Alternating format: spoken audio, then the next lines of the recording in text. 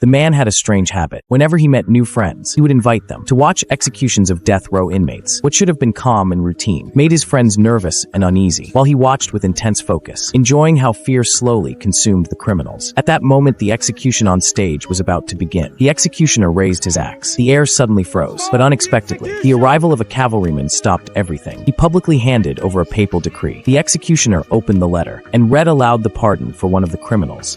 By the supreme mercy of His Holiness Pope Gregory the 16th, I order that grace be shown to the condemned man, Peppino. The crowd erupted in chaos. Peppino, the condemned man, was released on the spot. The other criminal was not so lucky. He met his end under the heavy hammer. The scene left the two young men shocked. Little did they know this was the Count of Monte Cristo, carefully setting a psychological trap. It was also the first step in his elaborate revenge plan. Once he learned that Fernand's son Albert was touring Rome, Edmund immediately saw an opening for revenge. He and Jacob rushed to Italy. Overnight, checking into the same hotel as Albert, then created a chance to meet him, inviting the two young men to dinner at the most luxurious restaurant. He casually mentioned his legendary rise to wealth, subtly showing a fortune rivaling nations, making the two inexperienced young men curious about him. Unaware, they had stepped into a carefully woven trap. Then the Count invited them to witness the carnival opening, which included the public execution watched by thousands. In full view of the crowd, a thief who should have died was pardoned on the spot, all because the Count simply spoke up, making the two young men deeply realize